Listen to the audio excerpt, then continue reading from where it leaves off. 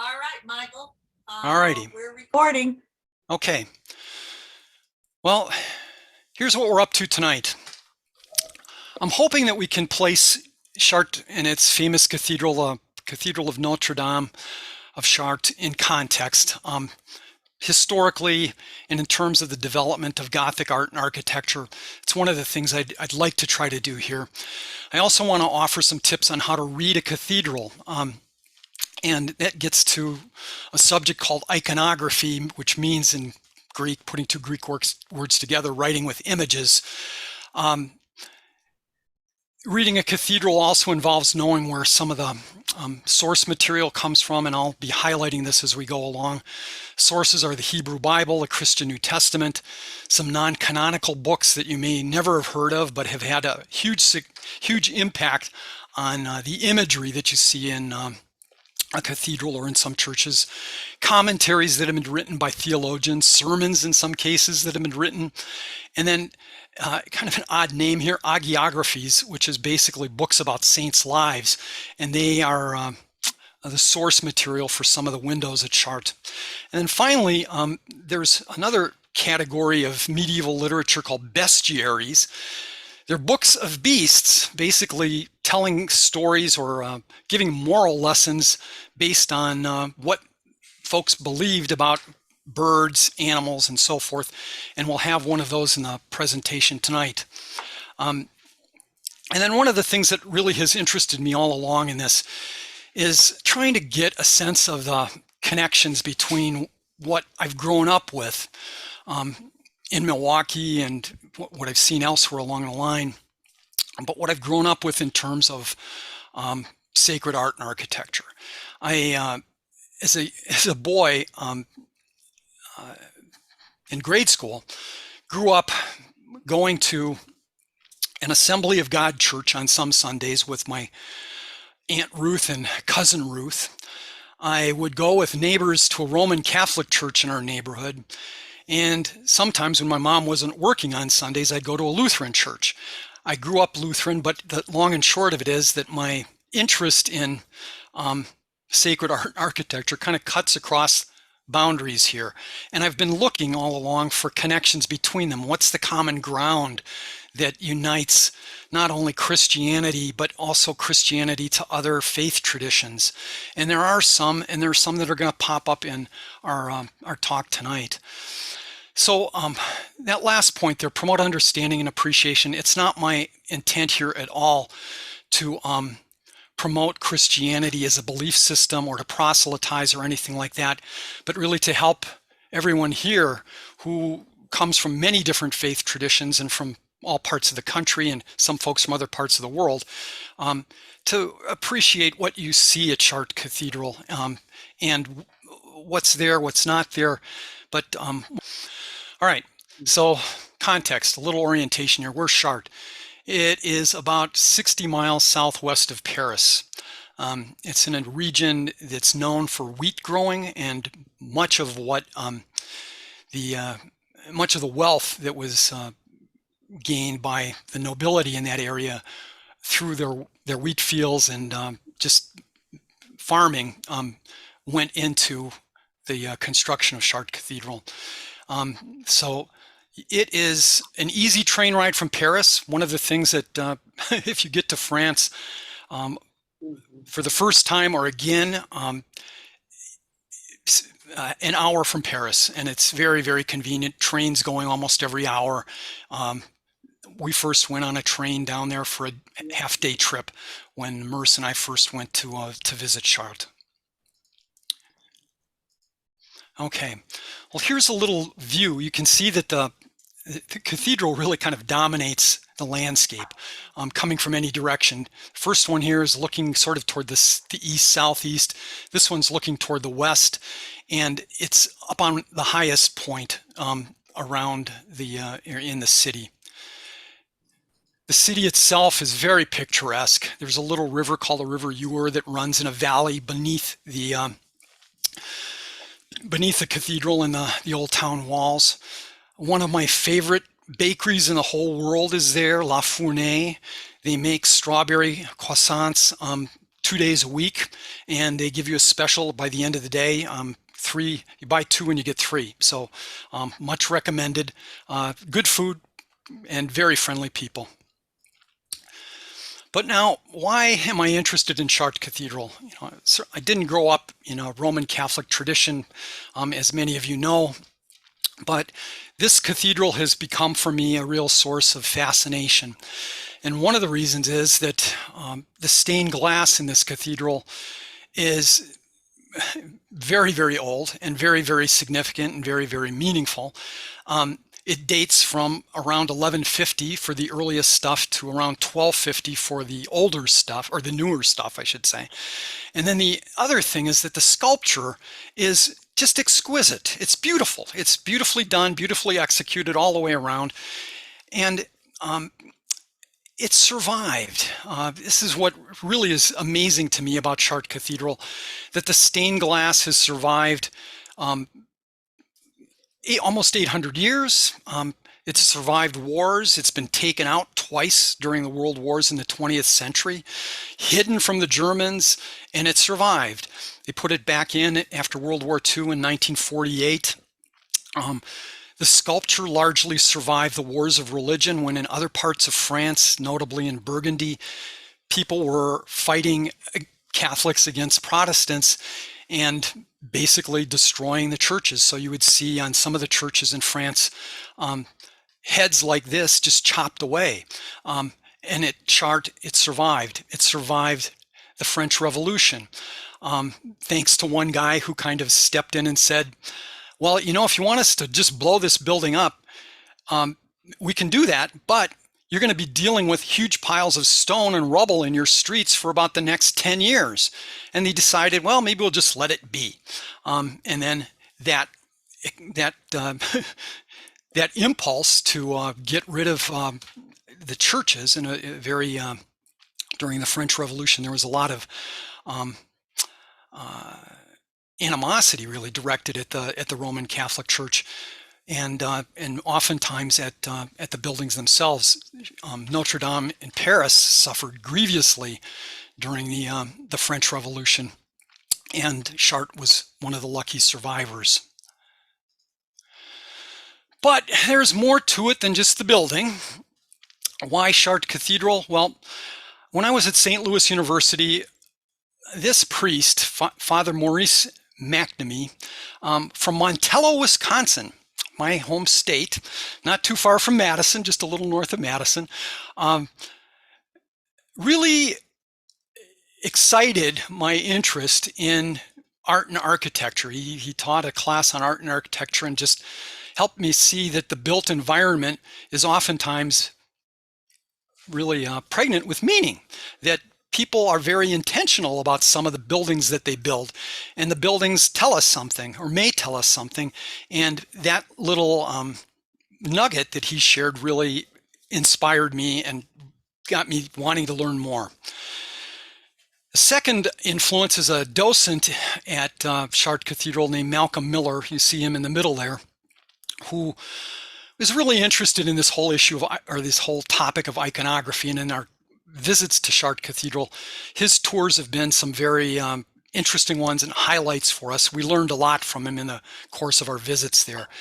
And then, of course, on the right is Mercedes Bern-Klug, who along the way has encouraged me to pursue this interest and has made it possible for me to go to Chartres on several occasions when I really wasn't expecting to be able to go. So I really want to say thanks to Merce for her encouragement. Thanks to Merce and Cora for joining me there on many occasions and for making this all possible. All right, so here's a little overview. And by the way, this is going to go for more than 35 minutes. I put that out in one of the emails. I think it's going to be closer to 45. So at any rate, a little overview about the cathedral itself. What you saw there at the beginning was really built after 1194. There was a fire that destroyed most of the earlier building, which was probably like the 5th or 6th one on the site. This one is the last one on the site. I think it's about number 7. By 1240, most of it was rebuilt. The last windows were installed, and then it was rededicated in 1260. Some of the windows, and I'll show you which ones, and some of the facets on the west side of the cathedral were saved from the earlier cathedral and incorporated into the one we see now. In 1790, during the French Revolution, it was converted, like many other churches, to a temple to reason. Many of them suffered during that time. In 1836, there was a fire that destroyed the forest, or the attic roof of Chartres Cathedral, very similar to the fire that they're dealing with now, rebuilding at Notre Dame in Paris. It kind of went up in smoke, but they were able to save the superstructure of the building and most of the glass. And then in 1944, the cathedral was spared Allied shelling in World War II, largely through the heroism of an American colonel named Wellborn Griffith from Texas. One of our friends, who I think may be on this call, was his aide-de-camp, a corporal at the time. He's now in his 90s, living in Milwaukee, and has been instrumental in telling this story about this colonel's heroism. At any rate, we'll probably address that in a later talk. Out about it too. And he has a book out about it. Yes. Gene Schultz and the ghost in Patton's army. This was Patton's army that went through Chartres, and a colonel in that army called off a standing order to shell the cathedral if they thought the Germans were in there. All right, so here's a little historical context. Right around the time Chartres was built, I mean, the 50 years or so, and it was built in a relatively quick amount of time, you know, about 30 to 40 years. It was very quick for that era. But the Europeans were just learning at that time to use Arabic numerals, 0, 1, 2, 3, 4. They were doing that in the transition between Roman numerals and counting on fingers and things like that to Arabic numerals, and Chartres had a role in that because one of the scholars at the famous school of Chartres, which was a big school that brought in people from all over Europe to study theology and math and all sorts of things, the liberal arts. One of the teachers there, named Fulbert, was a student of a monk who became Pope named Gerbert of Aurillac. He became Pope Sylvester II around the year 1000. And at that time, before he became Pope, was sent to work in Spain with Jewish and Muslim scholars in the translation of Arabic and Greek astronomy and mathematical works. And they were doing a whole lot of work with Arabic numerals, and it's thought that Gerbert of Aurillac, this future Pope Sylvester II, was one of those who brought that knowledge to Northern Europe. He was teaching at a French school in Reims, a little bit east of Paris, and Fulbert of Chartres studied there. So at any rate, this is just one of the things that, you know, we forget that a lot was happening in this time to advance knowledge and so forth. But it was also the age of the Crusades, and the Pope, a new Pope at the time, Innocent III, called a fourth crusade to try to reclaim Jerusalem and the Holy Land from the Muslims. This was a disastrous crusade, in part because the Crusaders relied on the Venetian navy to get there, and the Venetian navy had a little grudge against Constantinople. So they went to Constantinople first, killed a lot of Christians, and the Pope excommunicated the whole bunch of them. So it was not a pretty sight, and a very, very brutal and terrible crusade. Farther afield, Genghis Khan and his army overran Beijing and ravaged the countryside in China. Shortly thereafter, the Chinese Ming Dynasty rebuilt and expanded the Great Wall of China. That's part of why they did that. Meanwhile, up in England, in 1215, King John of England signed the Magna Carta, which really sort of a foundational or fundamental document in our constitutional history because it put limits on the ruler for the first time in the English common law tradition. Other things that happened. In 1215, the Fourth Lateran Council. And the Lateran councils were like the Vatican Council, as they were councils of the Roman Catholic Church. This is very consequential council in that it issued decrees against heretics. The church at the time was feeling very threatened by heretics in the south of France. They were very concerned about clerical abuses, things like priests charging money to bury people for communion and all sorts of things like that. And also priests who were still living with concubines and things of that sort. So it was some of the decrees were aimed at those clerical abuses, which were really eroding faith in the priesthood in the church. The Fourth Lateran Council also issued decrees really making it difficult for Jewish people to participate in European society. There were concerns in the south of France that Jewish people were involved in the government and in other parts of Europe too. And the Pope, and then with secular authority complicity later on, really cracked down on some of that through this Fourth Lateran Council. So there was at this time a sort of rising sense of intolerance in parts of Europe. And then finally, that Fourth Lateran Council formulated the doctrine of transubstantiation.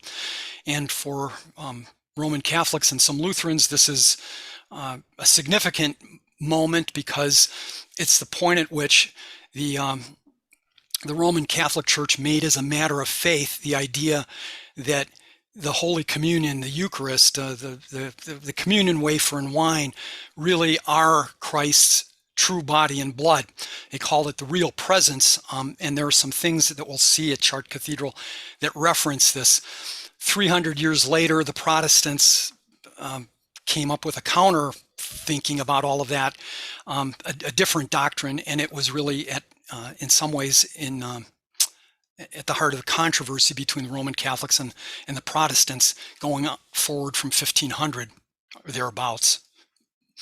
Then finally, on this continent, the Mexica people migrated to central Mexico right around this time. These are the folks who built Mexico City, on the lake there and so forth. So at any rate, a lot of things going on in the world around between the time that Chartres was rebuilt. Now a little bit about architectural context, just trying to put the building itself into context. It's a Gothic building. I can tell you that Gothic was preceded by Romanesque, and we'll look at some examples of how this plays out. Some of the elements that made Gothic architecture, makes Gothic architecture recognizable, are pointed arches, ribbed vaulting, flying buttresses, and large stained glass windows. The whole idea with Gothic was to go higher, to build lighter, and to bring more light into the church. Colored light, but brighter. Some of the biggies, the Basilica of Saint-Denis near Paris. This was where Gothic started in 1140 to 1144. Notre Dame de Paris is a Gothic cathedral. And then another one built a little bit later, a high Gothic church, Amiens Cathedral, and we'll look at some photos there. So here's the Romanesque style from places in France. You see this Abbey church in Paris, Saint-Germain-des-Prés, squat, not as tall as a cathedral would be. You see here rounded, kind of smallish windows, and then between the windows are buttresses that are built right into the sides of the building. No flying buttresses here. They were mainly trying as best they could to support the walls with reinforcements built into the walls. What makes it Romanesque? They were mimicking Roman forms for arches. And you see that here at St. Philbert Abbey in Tournus, where what's called a barrel vault, and this is very typical of Roman architecture, was still being used. And you can see this is the main aisle, it's not very wide like it would be and is at Chartres. So here at another abbey, you see really the Roman arch. It's just taken from, it could have been the same arch used in a Roman aqueduct. It's kind of what it looks like. They were looking to those sources for their inspiration and their patterns at this time. And this is basically between about the year 1000 and the year 1150. All right, Gothic style, and we'll start over here on the left. This is the place where it started. In Saint-Denis Abbey, just outside of Paris, an abbot there named Suger got the idea that he wanted more light within the building, more colored light through stained glass windows, because he believed that light and God, that light was really an emanation from God, and that people who were bathed in that light were really participating in the rays of God, that they were somehow being bathed in God's light. So at any rate, he got his architects together, and they were able to put in these lancet windows, were just a little bit pointed. And in the choir, the ambulatory, this is around the altar in this abbey church, they started to build these pointed arches. And this is transitional, to be sure. But what he was able to do was open up this whole area around the altar. They call it the ambulatory. It was where the monks would walk around from one place to another, and bring in all of these big windows. Then over here at Chartres, this rib vaulting, this 4-part rib vaulting enabled them to span wider spaces and go higher with the help of flying buttresses outside. Here at American Cathedral, you see the pointed arches really going up high. That pointed arch coupled with this and made possible by flying buttresses kind of holding the weight of the roof, leaded roof and so forth, but holding that back, holding the weight of the walls, enabled them in about the span of 150 years to go from that very heavy architecture that we saw on the last slide to this. This is Sainte-Chapelle in Paris, and basically they've opened the whole thing up to glass. They've made glass the walls, and it's spectacular to see. It's, you can see people just looking up and being amazed by the whole darn thing. This is sort of the evolution of Gothic architecture in a nutshell, with these elements. And then one of the other things that they did that is even more spectacular is add rose windows. Sometimes to the front of the church, the west facade, and most often on the arms of the cross, what they call the transepts. This one is at Chartres, it's on the north side. This one is at Notre Dame in Paris, one of the most fabulous ones. When you go down the Seine River, this is the one you see from the outside.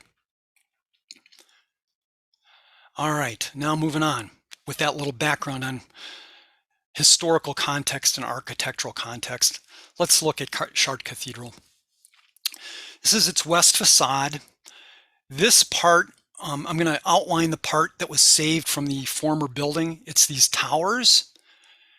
This part, which has kind of rounded windows, they're not really pointed yet. And then up to here. This was built in the 1100s, this was built in the 1500s, and this was added, this rose window, in the 1200s. So it's a little bit of a composite, but it includes some Romanesque and then certainly some Gothic features. There's Cora and me looking at it a few years ago. We're entering here through what's called the Royal Portal. It's the main entrance. There are doorways here that people enter. And what you see when you get inside is this vast and soaring building. You're also seeing here the restored nave. It's called a nave for, actually, the nave is the part of the church that's to the west of the altar, and it got its name from, it looks a little bit like, if you turn it upside down, the bottom of a ship. So it came from navis, for ship, and so nave comes from that Latin word. But the long and short of it is that it's a soaring building. People come in it, and I've watched them do it. They come in from the light outside into this into this vast room, and their heads just go up. They just look straight up because of the light and the just soaring to the sky aspects of it.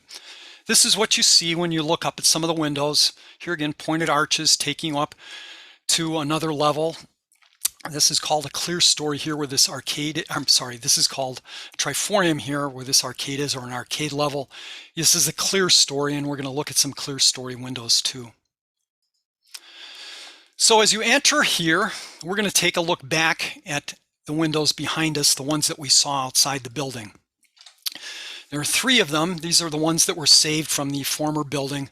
We're not going to look at the rose window right now. This is a Last Judgment rose. We're going to look at some aspects of this. And just to give you a little sense of what's here, these windows in large part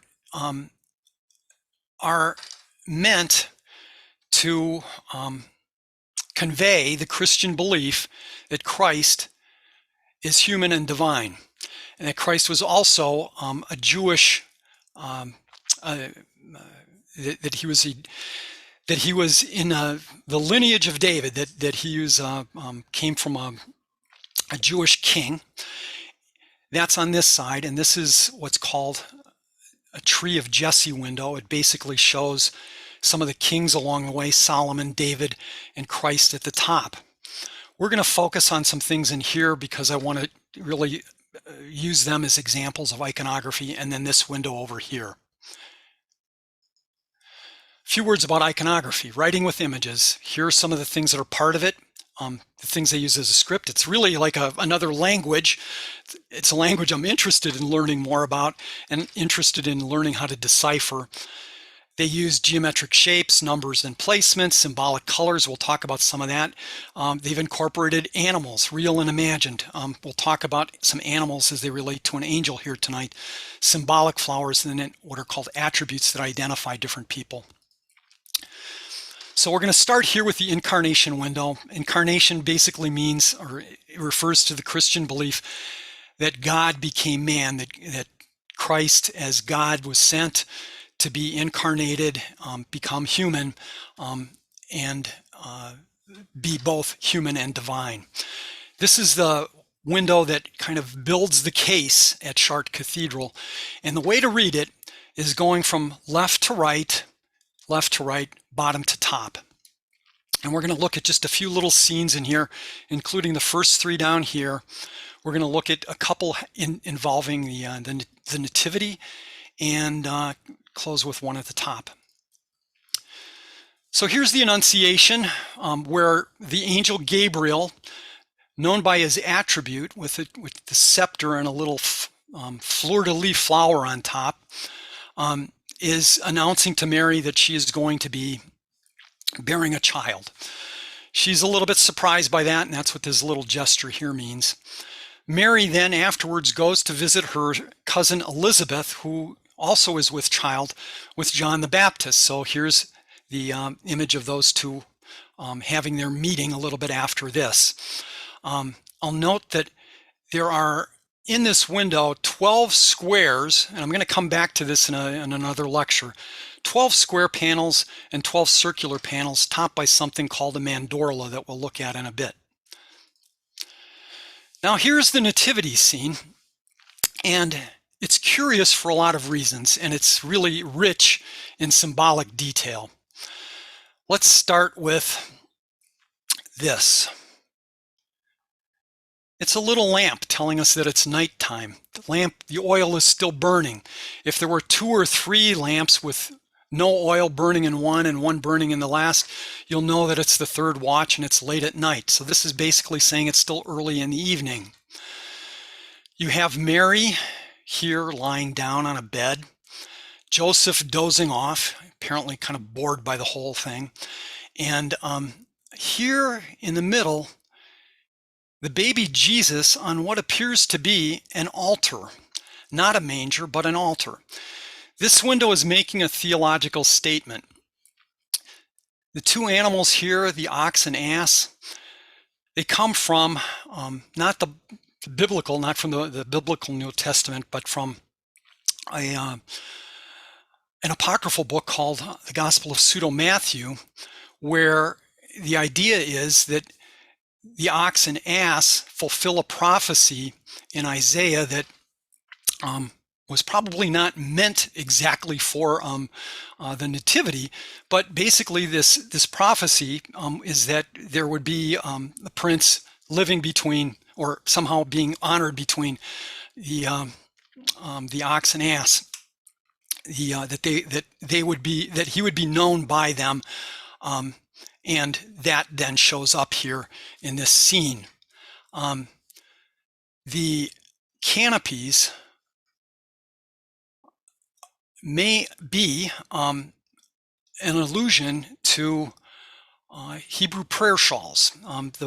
The blue and white color, it comes from the book of Numbers, and where blue is said to be part of the tassel that's worn in a prayer shawl.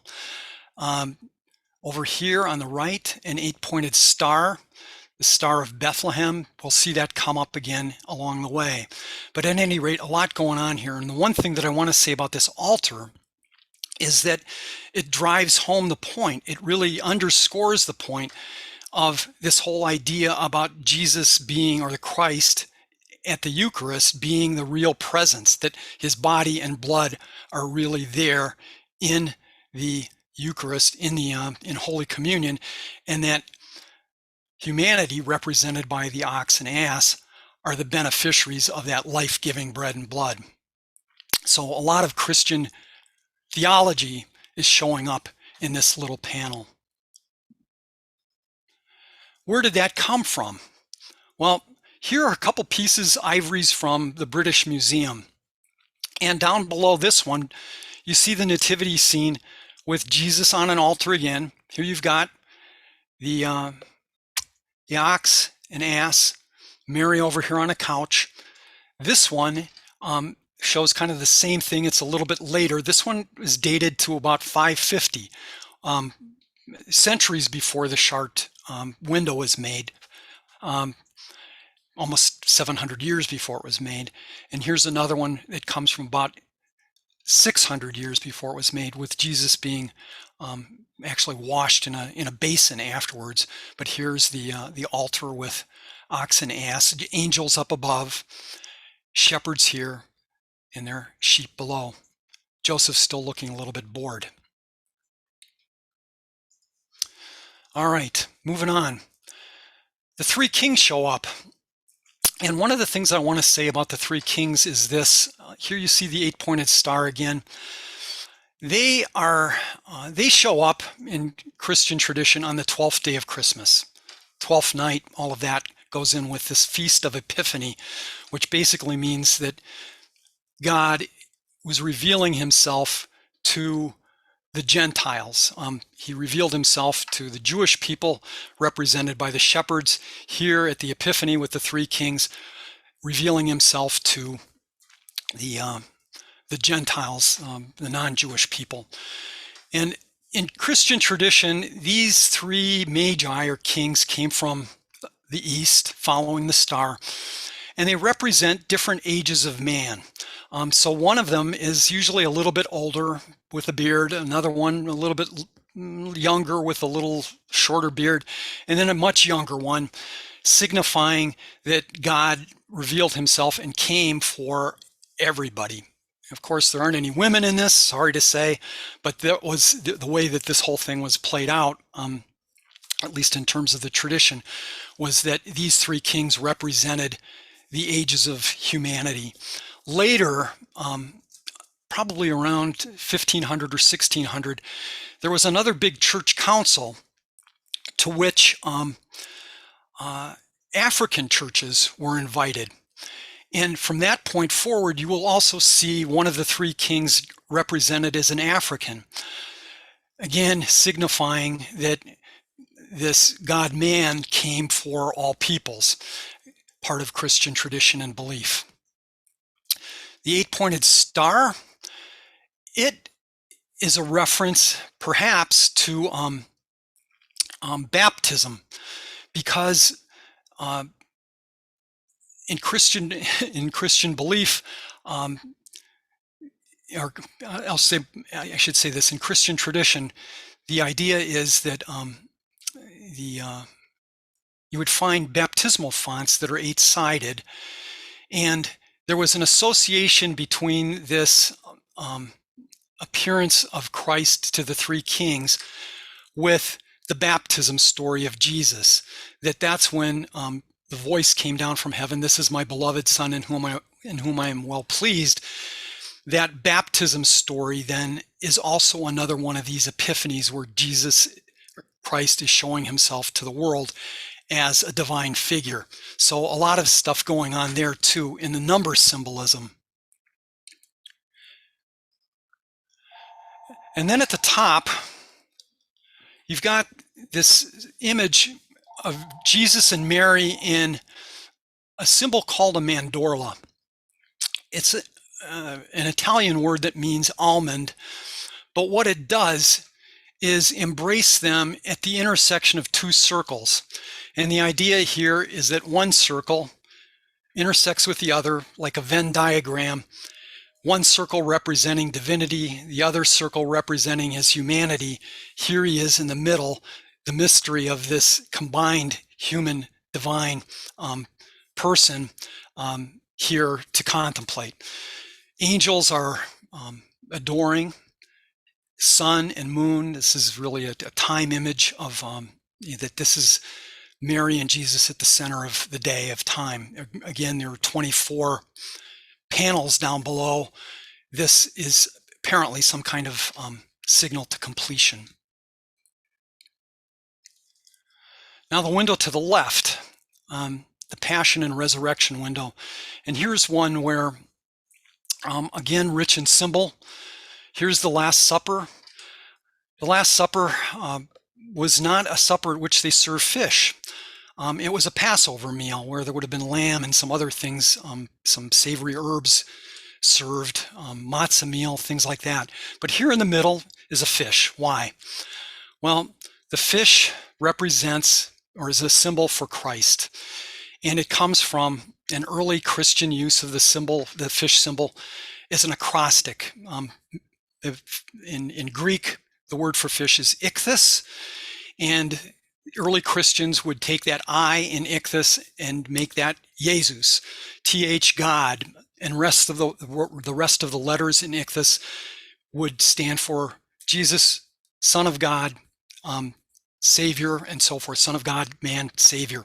So at any rate, that acrostic is here, and this is Judas mishandling the fish, the ichthys. He was then later in the story betrayed Jesus for some silver and led to his crucifixion in the Garden of Gethsemane. But anyhow, here's a little dig against Judas in this one, and a point that this symbol, I should say, goes way back to probably to the 2nd century.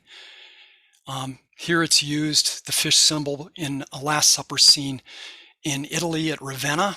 This is a mosaic in a church built around 500, San Apollinare Nuovo. That fish symbol goes way, way back. Here's a scene of Jesus washing the disciples' feet, and here's a crucifixion scene. And I don't want to belabor this or not dwell on the crucifixion scene, but to say this. I mentioned that a lot of the iconography, the imagery, comes from the Hebrew Bible.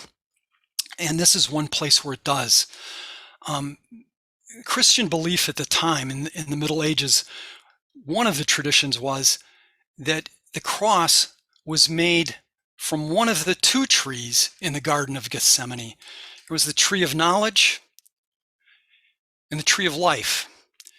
And in the Middle Ages, the tradition grew up that Jesus was crucified on wood made from the tree of life.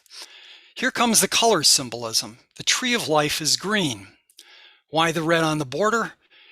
It's the color of sacrifice. Why red and green? Well, these became the colors of Christmas.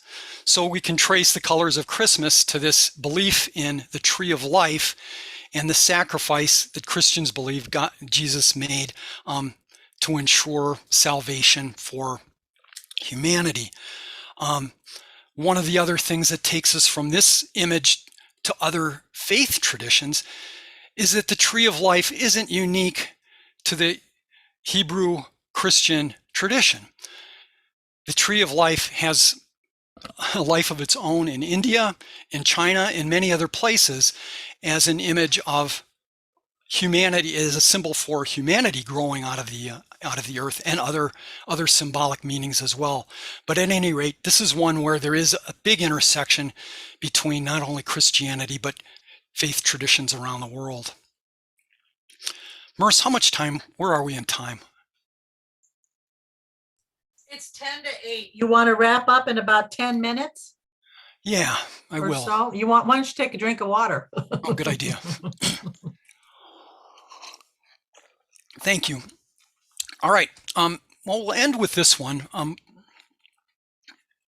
We're going to go to the east end of the cathedral and look up at this. This is one of my favorite windows at Chartres Cathedral. It's called the Angel of the Covenant, and there's a lot going on in this one too.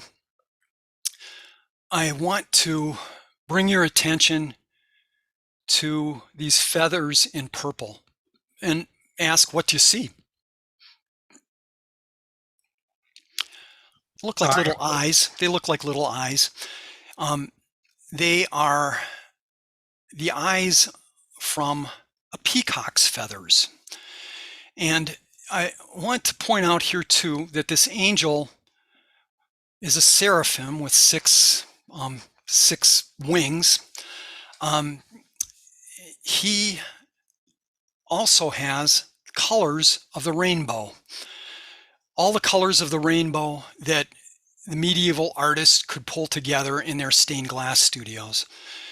You've got some purple here, the first color of the rainbow, first color in the light spectrum.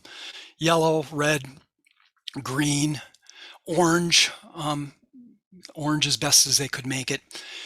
And the idea is that this angel was standing by the side of Mary and Jesus in the cathedral. He's to the side, and is one of the figures that's summing up at the east end of the cathedral the covenant that started with Abraham. You have Abraham and Aaron shown in some of the windows here, David, Mary, and Jesus with them. Old Testament or Hebrew Bible figures with New Testament figures, showing that the Christian belief that this covenant that began way back when continues through Jesus until today. This angel, big question, why does it have peacock feathers? Where does this come from? These little eyes signify that a peacock is somewhere in the thinking of the artists, and the reason is that the peacock was believed to be its flesh was believed to be incorruptible at the time. That idea came from a Roman naturalist philosopher named Pliny the Elder. Pliny the Elder wrote a book called Natural History, where he combined or compiled all sorts of information about animals, rocks, birds, what have you. And one of the beliefs that came down from antiquity is that the flesh of a peacock is incorruptible, that it doesn't rot. So in time, between the time of Pliny and the time of this window in the 1200s, people came to believe that peacock flesh symbolized, or that peacocks symbolized Jesus for his and their immortality. The reason that St. Peter's University had peacocks as its mascot in the final, well, not in the Final Four, but in the NCAA thing, it's a Catholic university that was taking a symbolic meaning of a bird and adopting that as its mascot, that there's this immortality aspect to to a peacock. So you'll sometimes see peacocks in stained glass, and I've got one coming up a little bit later here in the United States as an immortality symbol. Where did this come from? Well, it went back a long ways. This is from an Etruscan funerary crown. Somebody wore this in their funeral. It was found in their grave. This is a peacock image here. And a little bit later, around 200 Common Era after Christ, on a Roman sarcophagus. This is not a Christian sarcophagus, but this is a peacock holding a wreath, a triumphal wreath with pomegranates here. On the other end of the sarcophagus, basically a container for a casket, are the images of Zeus and Hera. The peacock was one of Hera's attributes, the female god from the panoply of Roman and Greek gods. So this idea about immortality, is not it's not a Christian idea. It's not necessarily a Jewish idea. It's something that has been around among the Greeks, the Romans, and many faith traditions for a long, long time. All right, I guess I was lying. Last one, Saint Martin of Tours. This is the one about compassion, and I'll be quick about this. Up in the clear story, high above the cathedral, are these two windows that tell the story of Saint Martin of Tours.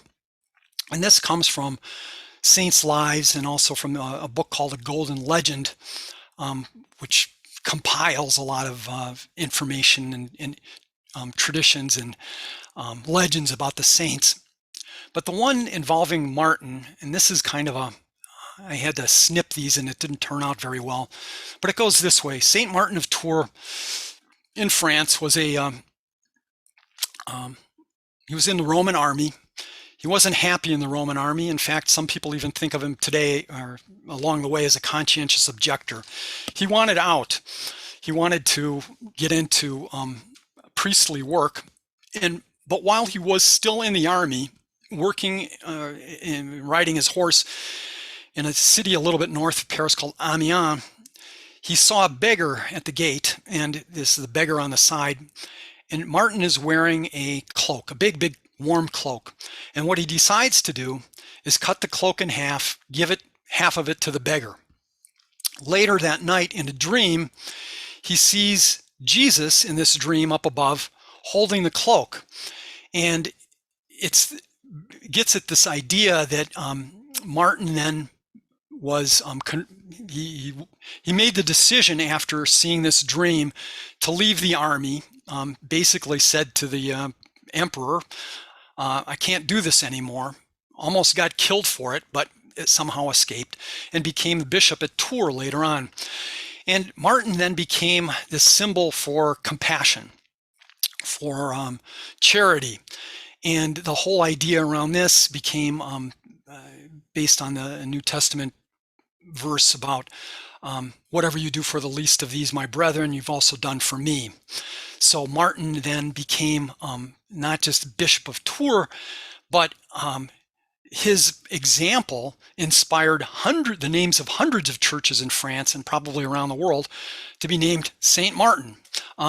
So you've got Saint Martin even in my hometown, Milwaukee, and I'll come to that in just a bit.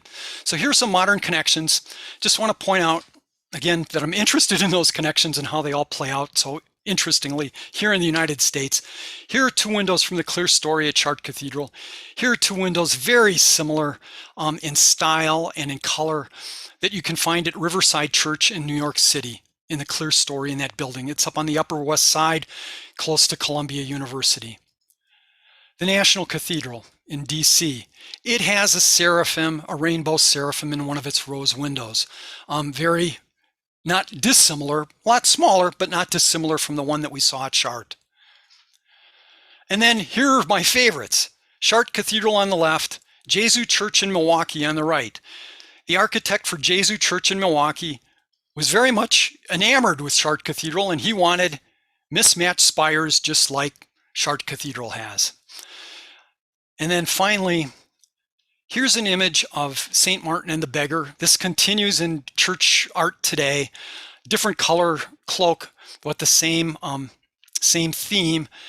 This is in Herman, Missouri, a small little church, St. George's Church in Herman, Missouri, a little bit west of St. Louis. And St. Martin happens to be St. Martin gave his name to the church I grew up in Milwaukee. This is St. Martini. I took a lot of teasing from my friends, my Catholic friends around, for going to a church that's named for a cocktail. But the long and short of it is that this Lutheran church was named for St. Martin of Tours, the Latinized version of his name. Martin Luther was named for Martin of Tours. Martin of Tours is Martin Luther's patron saint. So there are all sorts of little connections that run around here. And one of the oddest ones of all is that there's a Lutheran church in Milwaukee named for Martin of Tours. Most Lutheran churches are named for things like the resurrection, like St. Paul, St. John, St. Mark, one of the apostles, very rarely for Martins who grew up in France. So at any rate, that's